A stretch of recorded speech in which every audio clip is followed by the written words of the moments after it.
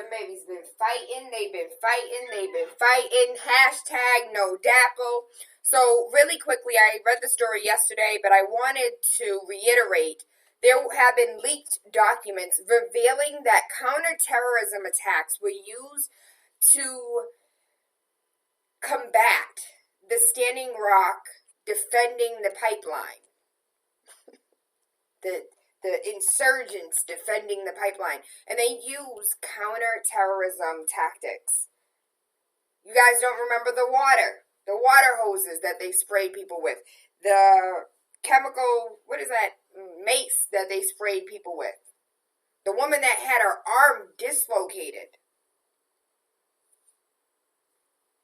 There's a lot going on in this world, baby. What are you fighting for? What are we fighting towards? What do we want? What are we going to do to get it? Those are important questions. A Florida college student arrested after detaining his professor against her will and begging to make up the exam. So I'm going to read the story and then I'm going to stand on a soapbox so damn tall that it will be as tall as the Church of Babel. What was it in Genesis? They built the tower so tall that God destroyed the tower and mixed up their languages so they couldn't understand each other's speech. That's how tall this is finna be. So, the college student went into the teacher's office, closed the door, and begged to make up an exam. The teacher was just like, no, not happening. This happened in Gainesville, Florida. And I'm going to butcher his name. Chedu Akachu, 19 years old, was arrested last Tuesday for allegedly going into the professor's office without being invited. I can't tell you how many times I went into my damn professor's office without being invited, teacher's office without being invited. You can show up. They have office hours for a reason. So, again, reports, stories, narratives, framing the story to make you believe that this dude's a criminal and he needs to be locked up. You can go to your professor's office after hours, during hours. That's why they have office hours. That's why they have an office, so you can go and sit and talk with them. He went and quote-unquote blocked the doorway, telling his teacher that she could not leave until she agreed to allow him to make up the exam. When the professor, who remains unidentified, refused his demands, he allegedly grabbed her arm as she tried to walk away. When the professor was informed that the 19-year-old, when she told him, I'd call the police, he let go of him. He proceeded to throw a temper tantrum, tossing himself on the floor and crying. The professor exited her office, went to a nearby classroom to teach. He came in the classroom and was like, yo, let me make up the test. And he was disturbing the class. They went ahead and called campus security. They had him arrested for false imprisonment, battery, and disturbing the peace. 19-year-old black man. Begging. Can I please make up my test? Now, coming from a college student with a bachelor's degree, I can't tell you how many times I begged and pleaded to make up a test or to, redo a paper or to edit some, college students, where you at? I don't care if you've never finished. If you went to college and ever missed an assignment, did horrible on an assignment, wanted to make it up, can I please get some extra credit? All of us have been there. There have been plenty of time. I have a professor, Gronsky, something like that. And it was in Alabama, and I was sick as a dog, missed our final exam. I could be in jail right now because I did what the boy did. I wasn't on the floor crying, but I was like, listen. So what's going to happen, right, is you ain't finna leave this office. I ain't finna leave this office until I finish this test. I could have been in jail. I've done it. Guilty, transparency. I know other people have done, hey. So about that exam. That baby is arrested and now has a record. False imprisonment, battery, and disturbing the peace. This is in Florida, and you already know how them Florida laws work. That baby gonna be locked up for 3 to 5 years when all he wanted was to take a test so he could finish his degree. Trump continues assault on women as a new bill moves to allow employers to deny birth control coverage. This is freaking asinine. I don't know how many times we have to talk about how much sense this doesn't make. If Trump's administration has its way, religious employers would be allowed to deny women contraceptive coverage to their female employees. As it is currently stands under Obamacare, birth control is deemed an essential preventative care service that is fully covered. And according to reports, the White House Office of Management and Budget used its website to post that they were looking into a final rule which all employers who claim religious affiliation to deny women contraceptive coverage. The draft rule announced yesterday attempt to tear any women's control over their private health decisions and put that in the control of the employers and the politicians. Again, can we go back to the fact that he signs bills with 30 white men standing behind him and white women, you're left out. I just want to talk to the white women for a second because y'all voted for him. And he's taking away your rights and your liberties and your female control. Nancy Pelosi added that this move was sickening. Just sickening, Nancy? That's it. I have a whole lot of words for Trump. And impeachment is the nicest one possible. So, President Barack Obama's administration wanted to decriminalize marijuana. Officials in former President Barack Obama's office of the National Drug Control Policy wanted to ease federal regulations on marijuana, but legislative and political restrictions held them back from taking their case public, according to new reports. The ONDCP, more commonly known as the Drug Czar, was created by the Anti-Drug Abuse in 1988, a bipartisan effort during the Reagan administration. The law specifically said that legalization of illegal drugs is unconscionable, and we would be surrendering to the war on drugs. When it was reauthorized in 1998, Congress stipulated that no federal funds be used to study the legalization of marijuana or other Schedule I drugs, and that the office had to oppose any attempts to legalize cannabis. Under President Barack Obama's administrations, officials in the department seriously considered ending the federal prohibition on marijuana. While they didn't consider making it legal and easily available, the former ONDCP Deputy Director Thomas McLean said that the office was in favor of decriminalizing but not legalizing. The administration's hands were ultimately tied by the laws that have made the office possible. It forced the office to take a policy position that it may or may not agree to, said Michael Bocelli, former director of the Drug Czar office. Personally, this would have helped thousands of Americans to decriminalize but not legalize marijuana. And I want to go back and talk about the office had to oppose any attempt at legalizing cannabis. Again, when we talk about cannabis, it's completely different than talking about marijuana. When you talk about marijuana, you're talking about roll it up, light it up, smoke it up, inhale, exhale. When you talk about cannabis, you're talking about the actual hemp itself. The plant that at one point in time was a cash crop, and it was mandatory for every farmer to grow cannabis, hemp, because of the industrial uses that we had for it. There were cars that were made out of hemp. The strongest car ever made was made out of hemp. I believe it was a Ford car. It came out in like 1976. It was indestructible. They crashed that thing and all types of things. And it was indestructible. It was safe. It made your cars today look like pieces of magnificent. They stopped making it. When you take a look at all of the trees and the forests and the deforesting that we are doing worldwide, not just here in America, in South America, Central America, but worldwide, we are cutting down forests at an astronomical rate for all of these industrial things, when we know that hemp grows 8 times faster than trees. We are able, in one tree life cycle, able to have 4 hemp life cycles. It's more than that. That's a false number. Hemp. Because I want you to understand, like, hemp is ridiculous. It could save us on so many levels. They grew hemp, aka cannabis, with Chernobyl, where hazardous waste. Chernobyl has hazardous waste. They planted hemp. The hemp sucked up all of the radiation. Sucked it all up. Can you imagine smoking that crazy weed?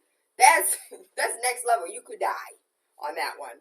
But the benefits of hemp and the fact that there's actual, like, the office, again, in quotation marks, I want you to be mindful of the way the system works. The office had to oppose any attempt to legalize cannabis. Why so? It would destroy industries, that's why. All of the paper companies we know today, the toilet paper companies we know today, the clothing companies we know today, cut that out. You know, we just like instead of using oil, we should be using air. Air is wind. Wind, sun, solar, water, hydro. But instead we're like, no, let's frack. Let's destroy the water. Let's pump out some oil. Let's take it thousands of miles across the sea to refine it. Bring it thousands of miles. Risk the chance of having oil spills. Let's pump out of the sea. Risk the chance of messing up Mexico, the Gulf of Mexico. Legalize it. A journal publishes a Black Lives Matter issue without any black writers. The Journal of Political Philosophy has come under fire for its June issue, which dedicated more than 60 pages to a 3-author symposium on the Black Lives Matter movement, and it does not include any actual black voices. This is not surprising. Again, framing the narrative, what we want you to believe, what you should believe.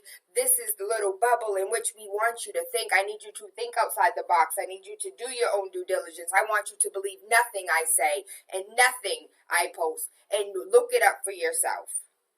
Fact check everything. If it comes from me, if it comes from Roland Martin, shout out to the Urban League, the National Urban League. Shout out to our own Urban League of Eastern Massachusetts.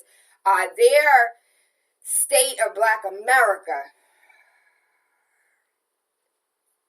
Whew, no words. No words. And if you don't know, they are having a replay today. Please go look for it. Please go watch it. Just go do a Twitter search on the State of Black America and see some of the facts and statistics that came up. I'm going to not be a killjoy. I'm going to wait until tomorrow to cover because today they're playing the rerun. But we definitely will talk about it mañana. A Philly cop's habit of fondling black men sparks the greatest protest of all time. And what may be the greatest protest? 2 Philadelphia police precincts received pairs of underwear from local activist group Tuesday Rising. However, the gifts were not meant to inspire thought of romance or affection. Instead, the packages were an indigenous protest designed to highlight a disturbing but little-known fact about law enforcement officers in the Philadelphia area. For years, Philadelphia police officers have been allegedly stopping black men and searching their underwear. Again, it's stop and frisk. You can frisk me all you want, but sexual assault is completely different. According to reports, Pennsylvania Black Lives Matter activist Asa Khalif and other protesters delivered the underwear to Philadelphia's police headquarters after they read a May 25th article in the Philadelphia Daily News detailing the Philadelphia's police department's troubling twist on stop and frisk. The May 25th story tells of Nefais Walters, who was pulled over by 2 white police officers for running a red light as he was going to pick up a suit to wear to his graduation to Cheney University the next day. They were rough. They threw me on the ground. It was like damn near being raped. They did what they wanted with me, Walters recalled. Police searched Walters' underwear and reports show they found marijuana on him, which he denies. Walters spent the night in jail and missed all of 10 minutes of his graduation. The charges against him were later dropped because police reports did not indicate that the officers had searched Walters' underwear. Of course, people will say that this could have been avoided if Walters had not run a red light, endangering the lives of others. I think I read 2 red lights this rising. I'm sorry, Boston. Actually, it was flashing yellow, and I didn't slow down. I just went. But after being in Ethiopia, let me be 100% honest. Once you go, what is it, Trevor Noah? Trevor Noah is from South Africa, and he has a special on Netflix, and he jokes about how in America, the red light is stop! But in Africa, a red light is soap. Like, it's a question. It's a suggestion. Like, you could stop if you want to. You don't necessarily. And do you know there are no police? When I went to Ethiopia, there is no police that is going to stop you and pull you over because you ran a red light. If you went through, you didn't hit nobody, and nobody didn't hit you, and you didn't hit a pedestrian, what's the problem? Well, Taylor, that's a slippery slope. People start running red lights. Listen, I was in Ethiopia. There was no such thing as a light. There was no such thing as a stop sign, a yield sign. No. You drove how you wanted to drive, and you made sure you didn't kill nobody. I didn't think it was possible, but we have this thought that without lights, we wouldn't be able to drive. It would be chaos. It's chaos already with lights. I promise you, I need to go outside the country and see how they really live. Like, they ain't finna pull you over for no nonsense. You ain't finna be knocked out. They talk to you crazy like, put your cell phone away. What you think, this is a fashion show? Like, they talk to you like that because they don't want to work. They don't have to chase down a criminal for stealing your phone or stealing your purse. They're like, can you do what you're supposed to do so I don't have to do my job? I love Ethiopia. I love Africa. I've only been to one country, but I love Africa. Again, the boy missed 10 minutes, all of everything except for 10 minutes of his graduation. He said he didn't have any marijuana on him, but they found it on him. We've seen videos where police planted. You guys remember the dude who was running the smoke shop, and there's a video of the police just like placing cocaine on it. And he's like, yo, I got cameras. We saw that. Take it to trial, B. LeBron James, you guys probably heard the story 1,000,001 times, but I love the way he said no matter how much money you have, no matter how famous you are, being black in America is tough. LeBron James addressed the racism in America following vandalism that featured the N-word at his LA home, and he said being black in America is tough. You can win. You can have all the rings in the world. We saw what happened to Tiger. People making jokes about Tiger, like, oh, Tiger thought he was on a whole nother level. You get arrested, and what it say? Black, not Asian, even though he is black. Everybody keep joking that Tiger's in a sunken place. How we gonna save him? Tiger needs to save himself. Shoot, we try to help him out. We try to tell him, run, Forrest, run. What would we go over and say? Girl, you in trouble. You better run. Shaka Khan has reportedly launched her own independent record label called Icon Sounds, IKHAN Sounds. Shaka Khan reportedly made the move because she wanted a little more control over her music and because she wanted her fair share of the proceeds from her music and performances as well. In the spirit of her newly independent self, Shaka Khan also is set to release a new song called I Love Myself on June 16th. Shout out to Shaka Khan. I hope she signs some dope artists, give them control over their music. Let's bring real music back. I'm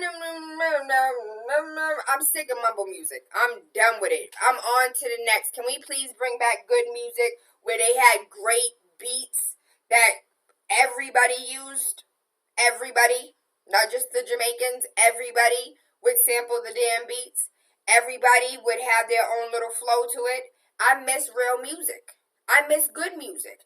And I don't like Wendy Williams, but I want to give the biggest shout out to Wendy Williams because yesterday, after my show, Wendy came on and she stated the same thing I stated. Nas, baby, you can do better.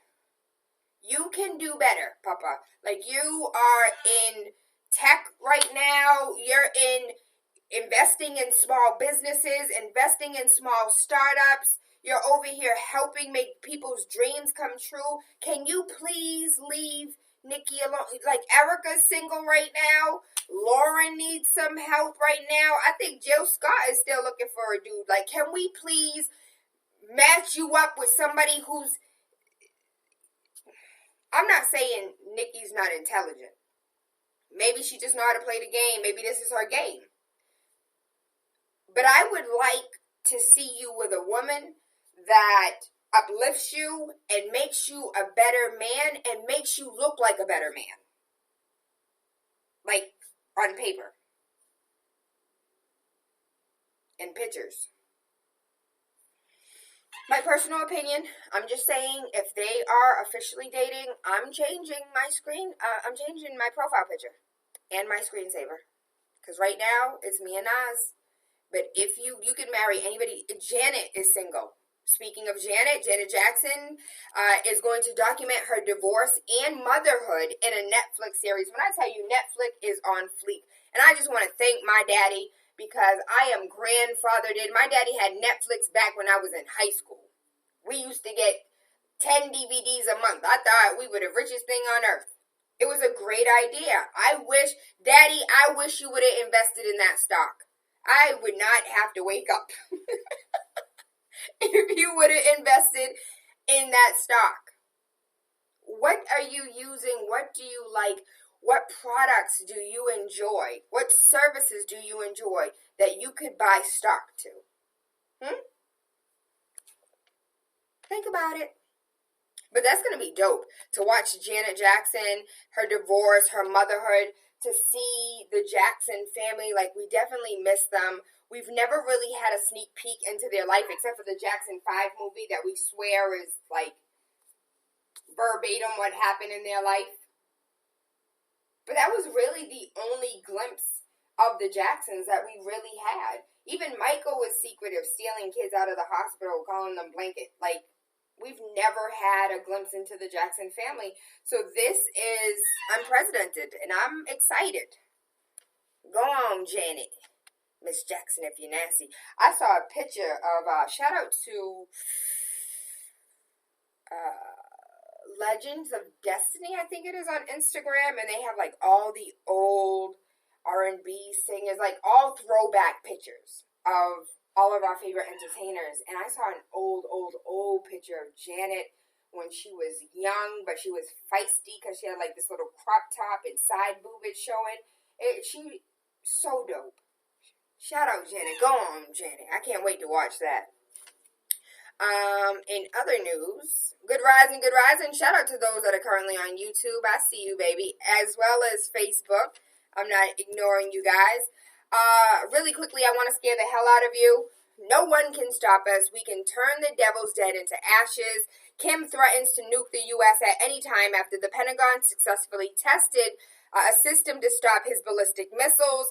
North Korea said it could launch an intercontinental ballistic missile at any point in time. I just want to scare the hell out of you because this is really real. If nobody else is going to tell you, I am going to tell you. I told Anara, I was like, you know what? I think I want to move to like D.C., Maryland, Virginia. He said, well, have fun because I won't be there. I said, why not? He's like, do you understand that at any point in time we could be at war? Again, Anari, the 13 going on 14-year-old. I'm like, what? He was like, yeah, at any time we could be at war. Donald Trump is going to send us into World War III. Where's the first place they're going to bomb? D.C. I'm good. You're safe in Boston. Don't go nowhere. I was like, okay, didn't think about it like that. But it's true. The truth of the matter is at any point in time, if he believes he can launch a missile at any time, all Donald Trump has to do is tweet the wrong thing. If that don't scare you, I don't know what will. Join C Plan Saturday, June 10th, as we honor family engagement champions who are doing the work, and we are so proud of the honorees. I have no idea who the honorees are, but I know that they are men and women that are working in our community, busting their behinds to make sure that your children, my children, all of our children, today and tomorrow, receive the education that they deserve. These are champions fighting for our babies every day. They have full-time jobs, but yet they're still activists. They have their own kids, but yet they still fight for your kids. The C-Plan champion, where all means all, period, come out to celebrate with us. Food, drinks, entertainment, definitely a night to remember. Truth of the matter is, there's going to be a whole bunch of people in that building that you're going to want to be around. So I would suggest you come out. This is the first annual C-Plan Champions, but if you care about education and you want to be in a room with a whole bunch of people who also care about education, this is the place you need to be. Also, I have an event this Saturday. I need a date, and I will take multiple dates. So the event that I have on Saturday is for a woman who recently lost her life. She was an activist here in Boston. She was absolutely amazing. She went ahead and moved to the Midwest, and when she moved to the Midwest, she had a beautiful life there. But unfortunately, she had a house fire and she died. The only thing that survived was her dog. And we, Chica Project, is having an event, or we're actually helping to promote the event to support the notorious Rosanna. Rosanna, you guys probably don't know, but she did a lot for underprivileged children. She did a lot for nonprofits that were raising money to help our children. Notorious Rosanna celebration, and because she was friends with Nudies, the founder of Chica, they are doing a benefit for Chica Project. So any monies that are raised are going to be donated to Chica. And as you know, we help young women find themselves. We pair them up with mentors. It is the only unapologetic organization dedicated to young Latina girls. There's Cape Verdean girls, there's African American girls, Dominican, Puerto Rican, Mexican, Guatemalan. So it's really all girls. And now we're in schools. So if that's something that you're interested in, if that's something, the truth of the matter is, just like C-Plan's event, if you're looking to be around some amazing, powerful, influential people, inbox me. Because I need a date and I would love for you to come with me. This is going to be a night to remember because it's a space that you need to be in. Absolutely. So if you're looking to be around some amazing, dope people, all of these events, not just the events that I talk about, but the events that are posted online, when people invite you to things, show up. Show up. Meet new people. Engage with others. Network marketing is how people get jobs. You want a better career, a better job. It's not what you know. You can have all the degrees in the world. It's who you know. Because you can have 0 degree. You can have a little common sense, know the best person will put you on the right path, and you're golden. Put yourself in spaces to meet and greet the right people. Let's get it on and popping. Of course, I'm going to stand on my soapbox when it comes to this Boston business builder, because 40,000 small businesses in the city of Boston, generating $15 billion a year, creating 170,000 jobs a year, but minority owned, again, minority, not black or brown, minority. It could be the Asian minority. It could be the Indian minority. It could be the Latino minority. Minority, not black or brown, owned businesses comprise 32% of Boston's small businesses, employing 32,400 people and generating $2.7 billion. Again, if we were to look at $15 billion, what is 32% of $15 billion? It's 4.8.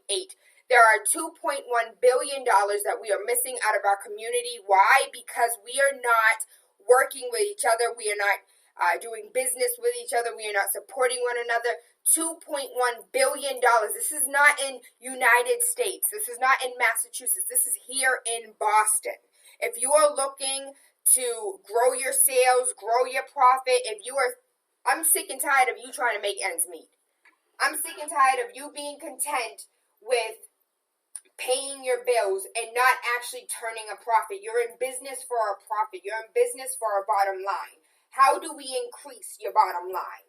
I don't have the answer, Sway, but I know Monica Koss, LV Randolph, Noah B. Jones, who's currently in Greece, Anna Foster, a.k.a. A Maven's World, and Tracy Syfax. Tracy Syfax, from the block to the boardroom, he was on the street corner in Jersey selling whatever the hell he was selling, went to jail, came out, and was like, you know what, let me take what I learned on the streets and apply it in business. So I may not have the answer, Sway, but on June 25th, we will have a panel of people that are making millions of dollars every single year who are going to help you and I and us and we, shout out to Reggie B, work to do, help us go ahead and learn how do we just not turn a profit, but build our business to be multi-million dollar businesses. How do we have multi-generational businesses? How do we create businesses we can pass down to our children, so our great-grandchildren don't have to go and work for somebody else. They can work for the family business.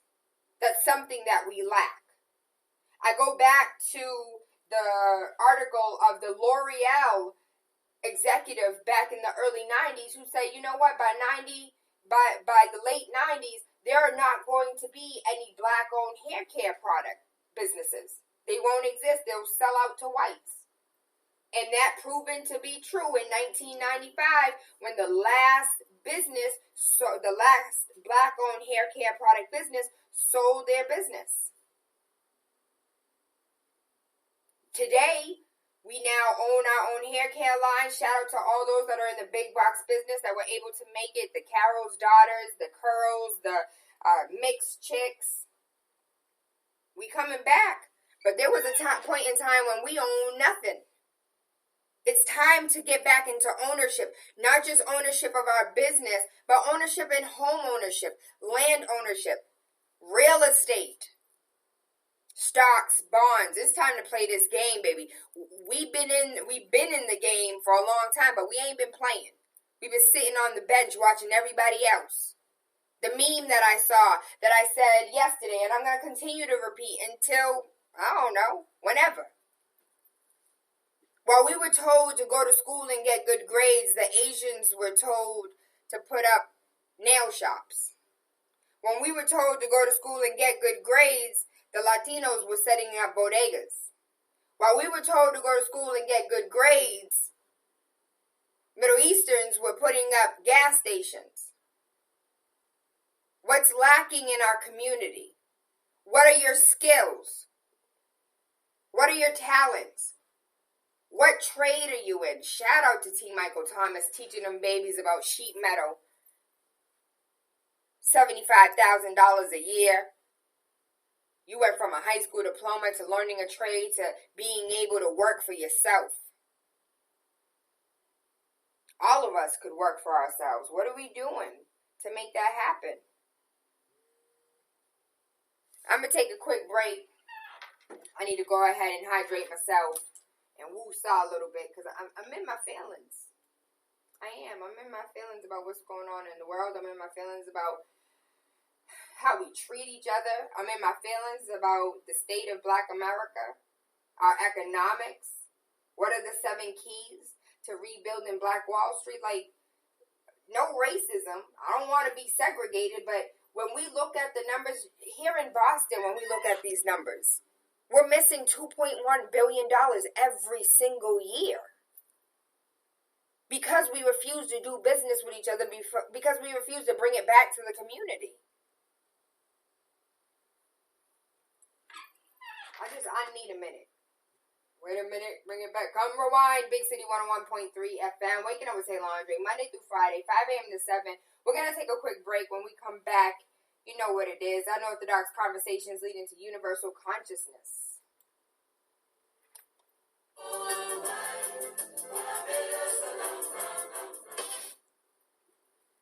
What up, Sabia Bay? What's going on, boo?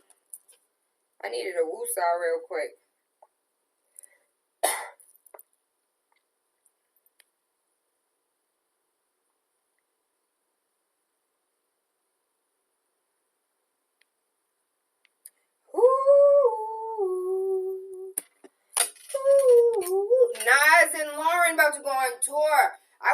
he fall in love with Lauren and leave Nikki the hell alone. I'm not one of these chicks like Nas need to be with me, and trust me, I've been reading, and some of these girls that lost their damn mind. But I personally don't think he need to be with Nikki. I ain't got nothing against Nikki. I just think he should have higher standards of a woman. She's talented, great, but as far as role models, like, he doesn't have any young kids anymore. So maybe he ain't thinking about that, but there's other, I know I can't be what I want to be, and then date the chick who, I don't know, people like Taylor, but what about Khalees? What about Khalees? She kept her clothes on. Yeah, I'm mad. Good rising, good rising.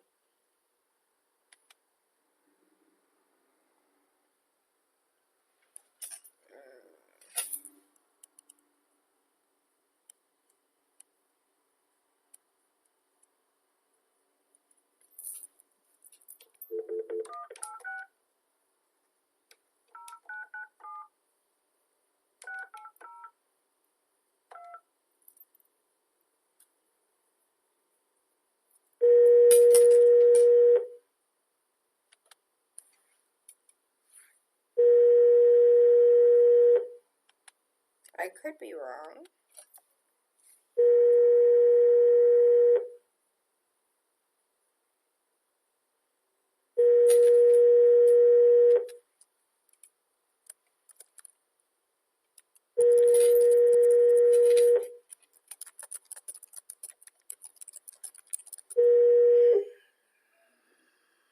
Hello, you've reached the office of Bright Mind.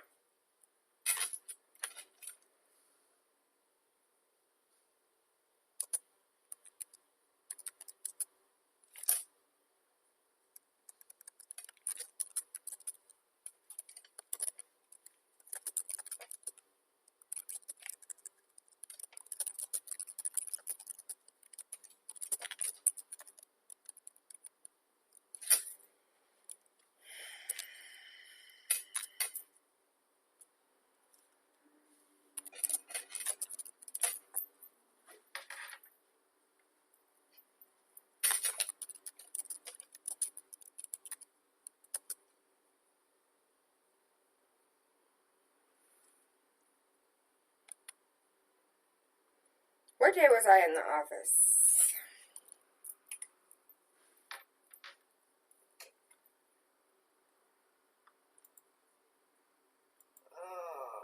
What day?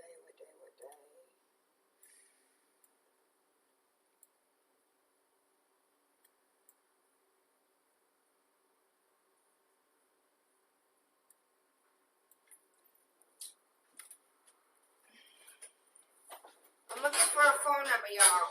Give me a second.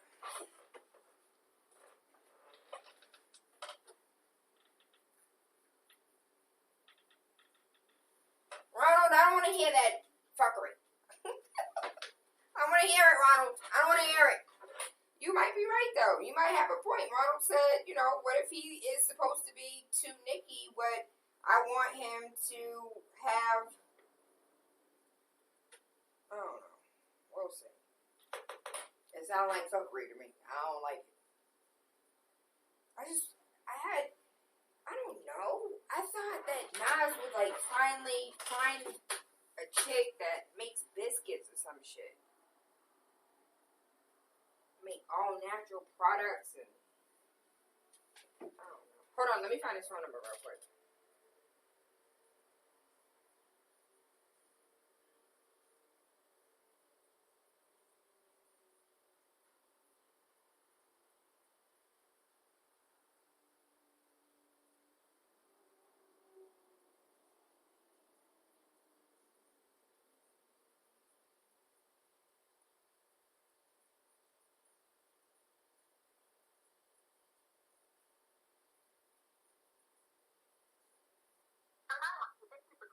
We're only on the line at the moment, but you're important to us. Please give me a number and we'll return the call promptly. Yes. At the tone, please record your message. When you have finished recording, you may hang up or press 1 for more options. Our guest didn't call in. This is TaylaAndre, Big City 101.3 FM. I was certain that we were going to have a call-in, and we don't. So I did not prepare other material. We're in between break right now, and I just was reaching out to find out what's going on. Lot of mercy. YouTube, you heard that? We finna talk about the state of Black America. I tried to keep it a secret until everybody else was able to watch, but apparently that's not going down today. How many minutes we have? Suavemente, bésame. State of Black America it is.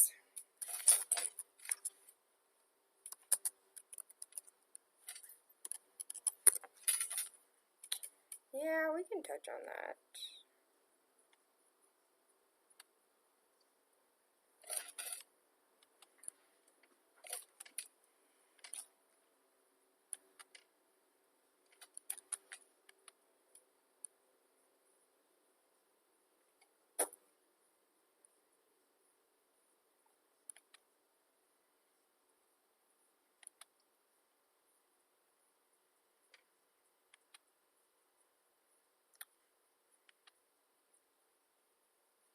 Do they have like a hemp timeline?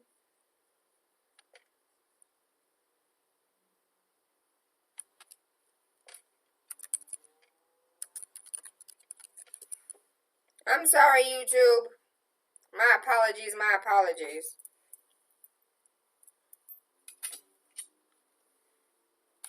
Why y'all didn't tell me my hair was looking crazy?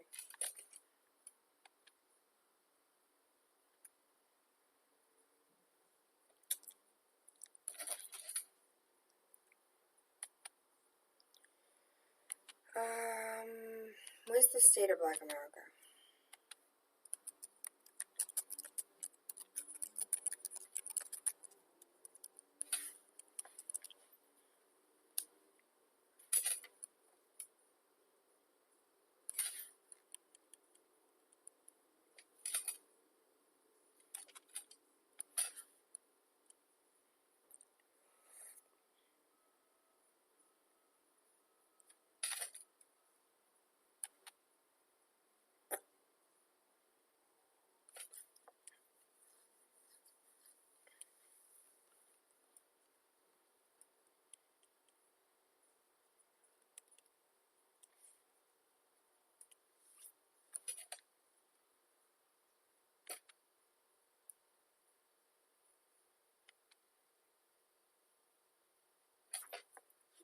Soca. If you don't like soca, drink poison is a joker. Saturday, June 3rd, Team SI and TheRevolution presents We Love Soca. We Love Soca. Saturday, June 3rd at Unity Sports Club. $10 bar. Buddy, buddy, buddy, buddy, buddy, and a boom boom. Buddy, buddy, buddy, buddy, and a boom boom. Buddy, buddy, buddy, buddy, buddy, and a boom boom. Gal, this is your sweetie moment. Where Facebook at?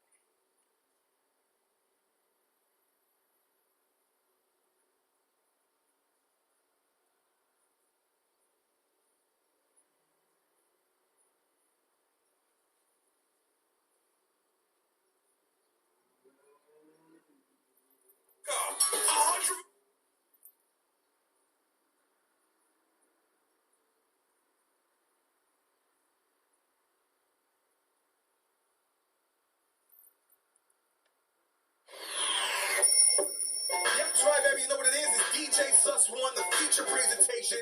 Listen, make sure you wake up with TaylaAndre Monday through Friday, 5 to 7 a.m. on Big City 101.3 FM. Wake up with the Radio Rebel. Politics, news, conspiracies. Wake up your third eye with unorthodox conversations leading to universal consciousness. This is the type of stuff I'm into, alright? Make sure you tune in. Let's go. What's going on, y'all? It's your girl, Lady Luck, and you are now tuned in to Big City, right here on 101.3, with my homegirl, my buddy, my friend, TaylaAndre, Boston's #1 talk show. Keep it locked. Boston's #1 talk show, keeping it locked, Big City 101.3 FM. Waking up with Tayla Andre. Good rising, good rising. The sun is out. The sun is out. You guys know how I feel when it's rainy and gray skies. I feel like I can't move. I feel like I can't work. But when this sun, this melanin pop, I love it. I love it. So really quickly, I contacted this dude off of Twitter. His name is Dano, D-A-N-O. His handle is First Knives Club. He posted that his aunt sold her house and she got this email. Blank, blank, blank has been predominantly white and somewhat affluent for nearly 100 years. It is disturbing to hear that you have sold blank, blank, blank to a black family. You have destroyed the property value in this neighborhood, and you may be sued for the loss in value homeowners on the surrounding blocks will now realize. Many may be forced to sell. I am an attorney who may have an interest in pursuing legal action against you and your realtor for severe loss in value of neighborhood property due to your reckless forced integration. Now, I went ahead and reached out to Lil Baby and asked him to, give me some more details. This story is not being reported by anybody, but this was something that he shared. It got retweeted over 100,000 times and shared and liked and all that other nonsense. And I need more information. You just don't post something like that and think that that's where we stop. I want to know where she live at. Where's she from? Who's her neighbors? I want to know if there was real legal action taken against her. This was actually posted May 25th. So trust and believe that I will still remain in contact with this young man. And you can go ahead and find him yourself if you are on Twitter. First Knives Club is his Twitter handle. Please reach out to him and let him know TaylaAndre trying to get in contact with you because we need more information. You don't just post stuff like that and think we don't have follow-up questions. Question? I got a few of them. So I wanted to go back and to give you some more information really quickly. Good rising. Hey, baby, how you doing? What is hemp made out of? Items ranging from rope to fabric to industrial materials were made from hemp fiber. Hemp was often used to make sail canvases, and the word canvas derives from cannabis. Today, the modest hemp fabric industry does exist, and hemp fibers can be used in clothing, and pure hemp has the similar texture to linen. It feels amazing. It's expensive as hell, and it's expensive because it has to be imported, because we can't grow it here. Again, I go back to the office must be diligent in making sure it never legalizes hemp, which makes absolutely no sense because prior to it being, a drug, it was a cash crop. Everybody had to plant it. Cannabis is the only plant in which can be found in the unique class of molecules known as cannabinoids. All cannabis plants have stem fiber. Cannabis plants have like sativas and I don't even know about weed like that for real. It's an industrial crop of hemp and is grown for its fiber or fiber types. Cannabis has an ancient history of ritual use and is found in pharmacological cults around the world. Hemp seeds discovered by archaeologists at Pazark suggest that early ceremonial practices like eating the seeds during the 5th and 2nd century BCE, before Christ existed, confirm previous historical reports that cannabis was used, hemp was used, weed was used. It's been on earth forever. The term is often referred to only the use found in pharmaceuticals. When it's talking about hemp, it's more pharmaceutical. When it's weed, it's more drug.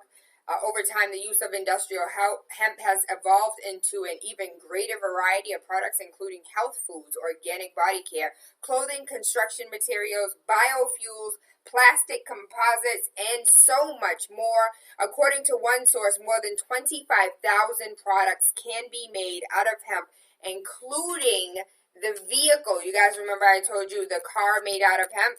Well, it was a real thing. It was a Ford, and I was right. It came out in, what's the name? Hemp cars of the future. They had a soybean car. They made a hemp car. They made everything. But we can't do it because it will not create money for huge corporations that lobby your politicians. Again, that word lobbyist again.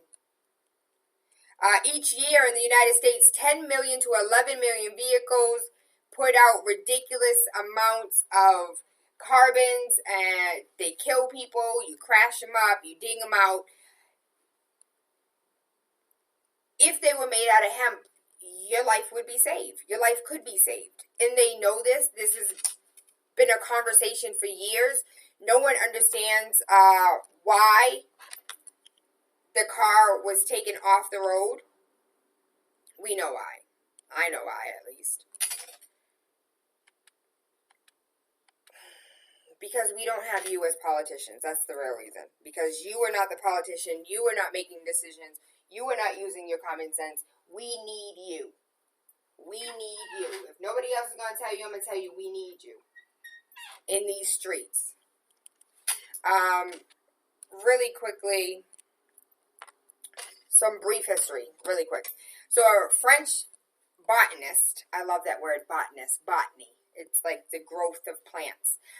In 1606, a French botanist planted the first hemp crop in North America, present-day Nova Scotia. In the 1770s in Virginia and some other colonies, farmers were required by law to grow hemp. In 1777, the U.S. Declaration of Independence was drafted on hemp paper. In 1797, the U.S.S. Constitution was outfitted with hemp sails and ridging. In 1790s, the U.S. founding fathers, George Washington, Thomas Jefferson, John Adams, a.k.a. slave owners, grew hemp. In 1800s, Upper Canada's lieutenant governor, on behalf of the King of England, distributed free hemp seeds to Canadian farmers so they could grow them. In the 1840s, Abraham Lincoln used hemp oil to fuel his household lamps. In 1890s, the USDA chief botanist began growing hemp varieties at the current site of the Pentagon and continues today. I lied. Continued to the 1940s. It would be funny if they continued until today. But from the 1890s into the 1940s, the USDA grew hemp where the Pentagon currently sits. In 1916, the USDA Bulletin number 404 shows that hemp produces 4 times more paper per acre than trees. I love that, mind. I love that I remembered that. Because remember, I was like, hold on, don't quote me on that. 4 times. 4 times more paper acres than trees. In 1928, the Canadian House of Commons encourages Canadian farmers to grow hemp. Please, go out, grow hemp. In the 1920s. In 1937, hemp was strictly regulated by the Marijuana Tax Act, largely due to confusion with other kinds of cannabis. Hemp could only be grown through special issue government tax stamps, making any type of possession, transfer without a tax stamp illegal. They've been trying to tax this mother for the longest time, and they still ain't got it right. And that was back in 1937.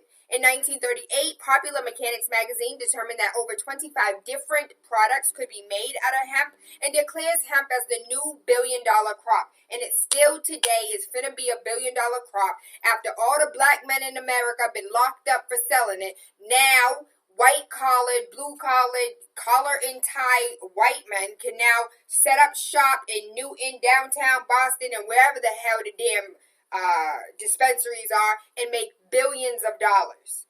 Billions. I want to give the biggest shout out to City Councilor Ayanna Pressley because she already had the conversation about giving people of color the same fair chance as some of these dispensaries. Why can't they grow within their house? Why can't they be growers? Why can't they be sellers? Why can't they be producers? We can need that equal playing field here. Thank you, City Councilor Ayanna Pressley. And y'all might want to give her a call, give her a tweet, send her a message on Facebook and say thank you as well. Because she's working. She is definitely working for your tax dollars. Going down the list, 1942. So So it wasn't the 70s, it was 1942. Forgive me for I was wrong. 1942, Henry Ford built an experimental car with panels partially made from hemp fiber. That same year, without any changes to the Marijuana Tax Act, the United States Army used their Hemp for Victory campaign to urge farmers to grow hemp to support them in World War II. Between 1942 and 1945, the U.S. cultivated 400,000 acres of hemp for their war efforts. Maybe we needed to grow some hemp for this war. In 1957, once World War II had ended, the demand for hemp decreased, and so did hemp production. The last commercial hemp fields were planted in 1957 in Wisconsin. In 1970, the Comprehensive Drug Abuse Prevention and Control Act went into effect, abolishing the taxation approach of the Marijuana Tax Act, effectively making all cultivation of cannabis illegal by setting a zero tolerance for THC. Dyslexia is real. In 1992, the Manitoba Harvest Hemp Foods Company co-founder Martin begins to import and manufacturing handmade hemp items. In 1993, Martin conducts research and establishes important relationships with farmers and government leaders. In 1994, Martin organized industrial hemp events to help establish the University of Manitoba's Hemp Awareness Committee, the UMHAC. The UMHAC becomes the Manitoba Hemp Alliance and lobbies, there goes our favorite word of the damn day, lobbies the government of Manitoba for assistance in advancing hemp agriculture. Harry Enns, Manitoba's agriculture minister at the time, approves a funding grant and offers the service of new crops. In less than 9 months, the first hemp crop was harvested. 9 months. The time it takes to make a baby grow. You can harvest some hemp and be able to use it for industrial uses. In 1996, hemp trials resulted, you do know in 1996, this was just a couple years ago, right? You do know this was not long ago. 9 to 6, 11 years. Hemp trials results indicate that hemp can be grown with undetectable amounts, less than 0.003% of THC. In 1998, industrial hemp is legalized in Canada. Hemp foods began being exported to the U.S. 1999, North Dakota, Minnesota, Hawaii legalized the growing of industrial hemp at state levels, but still federally, industrial hemp is still illegal to grow in the U.S. In 2001, the United States Drug Enforcement Administration, the DEA, begins a campaign to make sales of all hemp foods illegal in the U.S. The Hemp Industries Association, HIA, Dr. Bronner's, and other companies that offer hemp products take legal action against the DEA.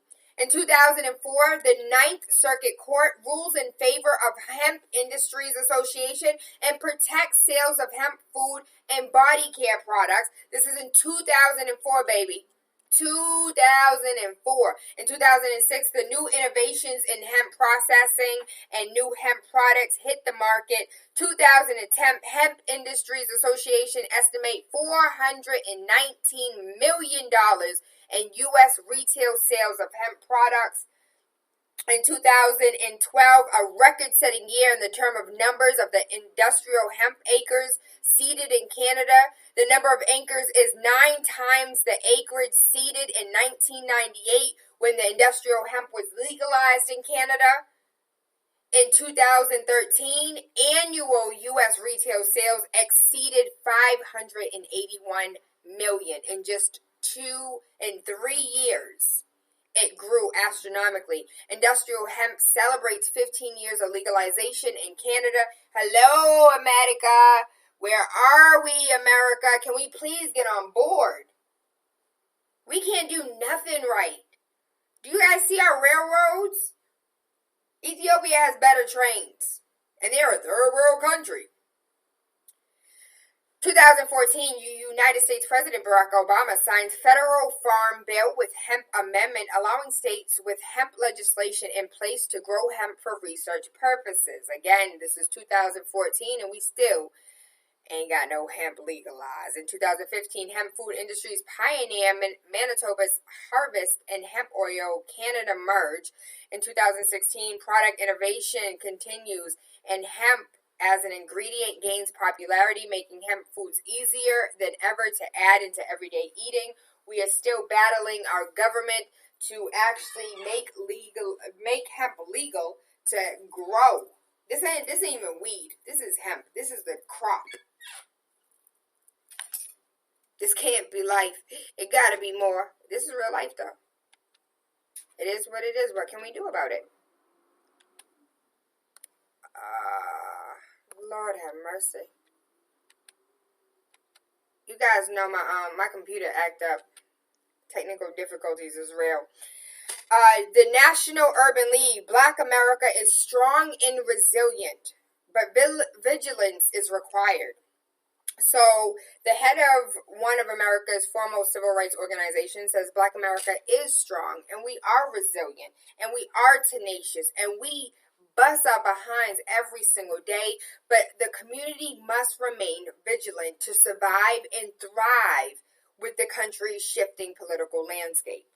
We have to be mindful of what's going on outside of our own walls, what's going on outside of our own city and state. It's important that people understand we have to fight to protect the progress that has been made, said Mark Morrell, the president and CEO of the National Urban League. Nahemi, hopefully I said his name correctly. At the same time, we have to resist any rollbacks.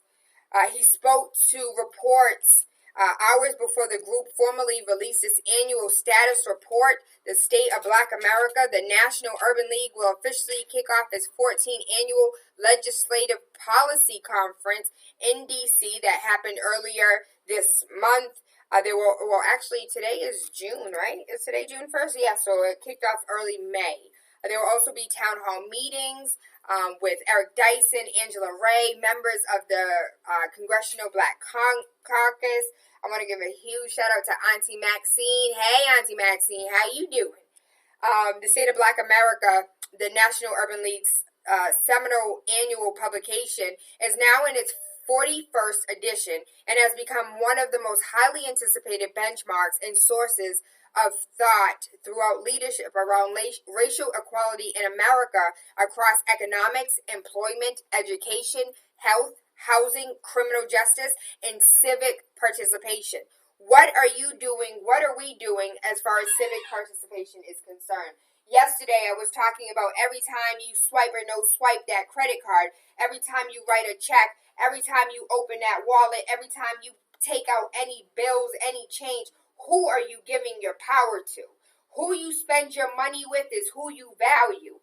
Who you spend your money with is who you give your power to. Money is an exchange of energy, goods, services, time, effort. It's an exchange. Who on the other side of your exchange are you giving your time, your power, your value to? Every single time you buy, I want you to think. I can't tell you how much I regret the fact that my car loan is with Wells Fargo. I wish it wasn't. I wish I could change banks. After learning who Wells Fargo was and what they've done and how they conduct themselves, I wish I could change my car loan. If you know how I can do that and still keep a low rate, please inform me. Who are you buying your food from? Yesterday, the baby called and he was just like, yo, I'm not going to sit here and, it was a female. She said, I'm not going to sit here and beg you to take my money. I'm not. Aside from begging you to take my money, I'm not going to sit here and deal with an attitude that you're giving me when I'm giving you my money. If you are a business owner, are you mindful of the way you treat your customers? Do you know what customer service is? Do you know how to treat people? Do you know how to talk to people? There's some people in customer service that need to be fired. You need to take another job, baby, because this ain't for you. You don't like people. Why are you here? You know the suggestion box? Maybe you need to leave a comment in the suggestion box. There's some work that needs to be done, and I would appreciate it if you could. XYZ.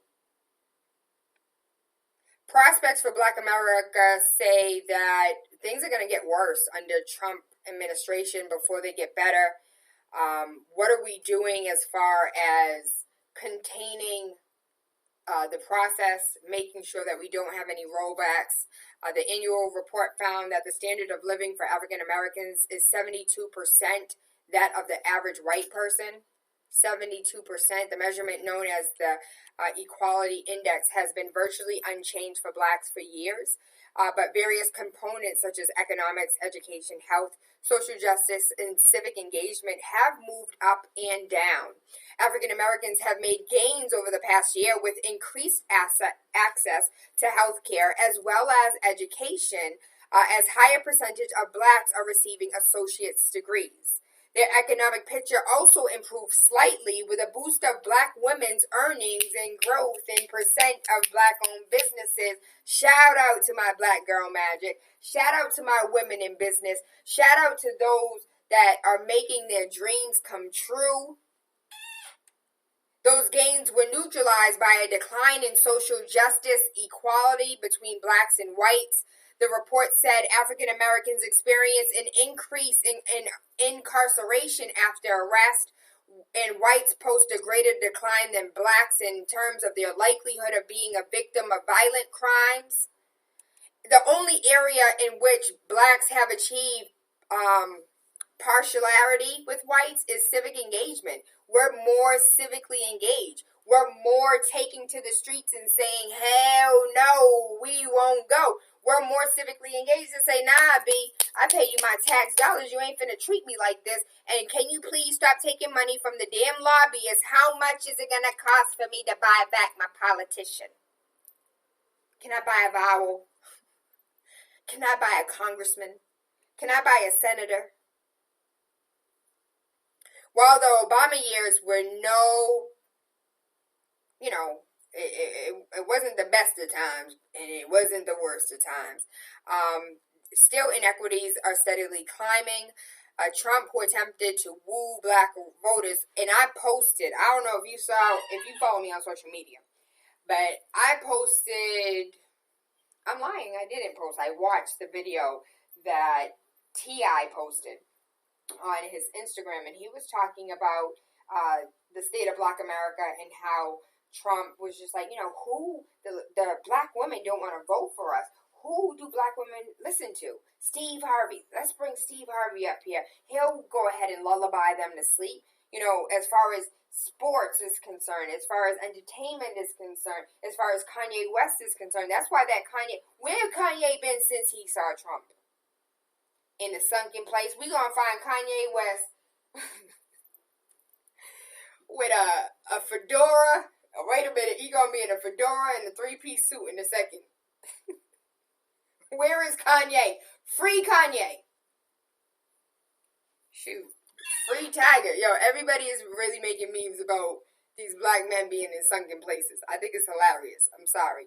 Trump, who attempted to woo black voters last fall with a 10-point plan for urban renewal, has promised to further improve life for African Americans with increased school choice. We are not African American.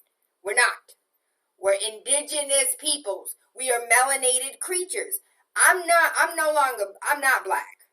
And I say no longer because I've been having to identify on paper. I refuse to identify as black. I refuse to identify as African American. I refuse. I'm a melanated creature. I have melanin. Period. I forgot who I was talking to. And I think it was he was an Indian man. And he kept telling me, no, I identify as Asian. And I'm like, how? You're melanated. Why do you identify as Asian? Because where he lived is a part of East Asia. Great. But you're a melanated creature. Period. That's how you should self-identify. Again, 10-point plan for urban renewal promised to improve the lives of melanated creatures with increased school choice, safer communities, financial reform to make it easier to start a business. Trump and his New Deal for Black America also promised to restore African Americans, melanated creatures, civil rights by protecting them from illegal immigration. Side eye. No group has been more economically harmed by decades of illegal immigration than low-income African American workers. Trump said in a plan that he announced he vowed to reinvest in the inner cities the money saved by barring Muslim refugees from entering the country. That sounds like that's an asinine thing to say. Like, I'll leave it alone. Representative Karen Bass of California, she's a Democrat, member of the Congressional Black Caucus Executive Committee, said in an interview that blacks and Hispanics see past Trump's efforts to the pit of the two minority communities to be one against each other. You know, divide and conquer is a real thing. We've always known that to be true. Latinos, Cape Verdeans, Dominicans, Puerto Ricans, if you are a melanated creature, baby, we need to be in the same boat together, because regardless or not, whether you want to believe it, we were on the same boat. Your ass just got dropped off somewhere differently. So it would be nice if we worked together in the same boat that we all were on once upon a time prior to being dropped off at different ports. Or being indigenous to that area already and being told you were something different. Can we please work one together?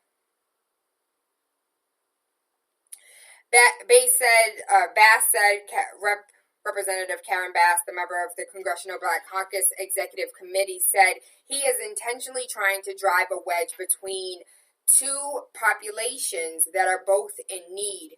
Inequalities between Hispanics and white are slightly narrower than those of melanated creatures.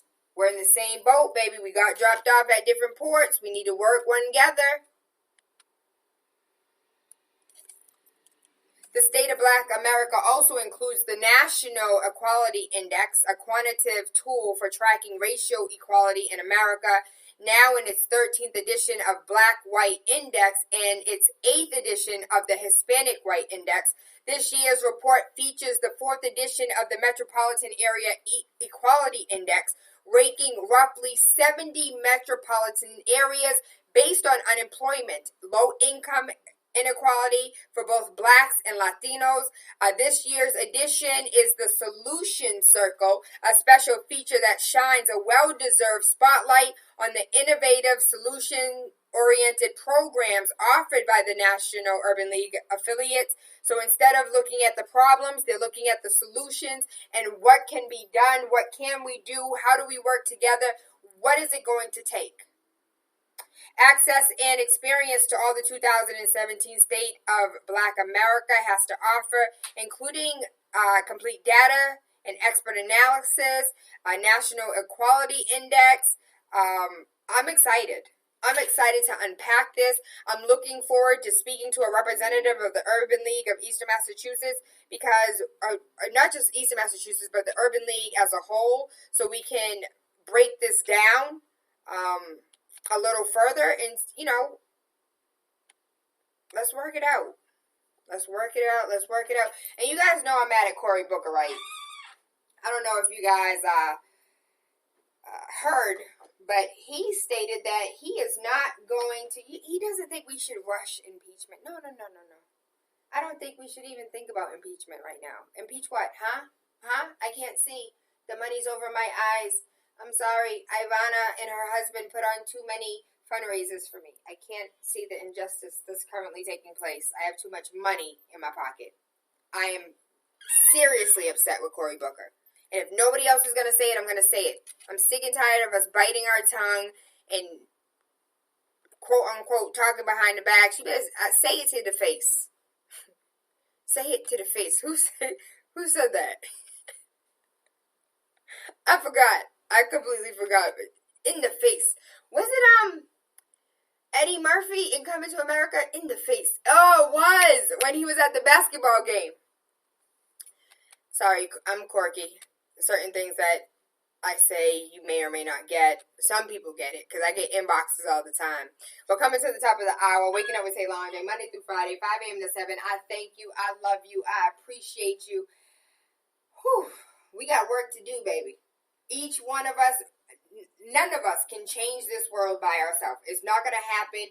You're not Superwoman. You're not Superman. But I want to applaud you for your efforts. I don't know what your efforts are, but I want to applaud you for whatever efforts you're making. If it's giving 5 cents to the homeless person that asked you for change, and that's all you can give, well, baby, I applaud your efforts. If it's giving $1,000 to little wanderers, I applaud your efforts. Whatever your efforts are, if it's your time, if it's your effort, if it's baking, if it's taking care of other people's kids, if it's being a stepdad to somebody else's child whose daddy ran out on them, whatever your efforts are, I want to say thank you for your efforts. I want you to know that I understand when you do good, it's nobody ever pats you on the back when you do good. No one ever, points you out when you're doing good. It's that one moment where you do wrong that everybody want to explode and make that the center of your character. I want to give a shout out to those that are graduating, those that have graduated. Big up to you, baby. It's not easy. I know you probably had to lock your teacher in the room and was like, yo, let me make up that test. Unfortunately, a young man in Florida got arrested for it. False imprisonment, assault, and disturbing the peace. In the state of Florida, that man gonna serve years. We will follow that story because I am interested in how they gonna treat him, how they gonna do him. We already know how they gonna do him, but I want to see how far they take it, if they drop it. The young man ended up throwing a tantrum, and he was crying on the floor, begging this woman to let. And let's be honest. When I read that story, I took it all the way to the left. I ain't gonna lie. I thought for a second, like, what if she was mocking him? Like if it was a young white girl, would she have let her take the test? If it was a athletic white boy, would she have let him take the test? But because it was a black male who was trying to better himself, I don't know what the circumstances of him missing the test or missing the exam. I don't know all of the answers. We don't have all of the answers. The report has a small narrative that they want us to believe. That this man falsely imprisoned this woman, locked her in the office, and damn near raped her. I say on air and on camera, I locked Dr. Growski. I locked him in his office, was like, yo, I missed that test. I'm finna take it right now, though. I'm being 100% honest. I did the same thing he did. Like, yo, I have to take that test. I can't fail this class. I have to take that test. And he got arrested for it. My auntie Jean is on here. What did you say, Auntie Jean? First and foremost, we are chosen people of God. We embrace our African heritage. If we understand our purpose for being here, we would not fall victim to the world system. We need to stand up, rise up, and be all that we were created to be.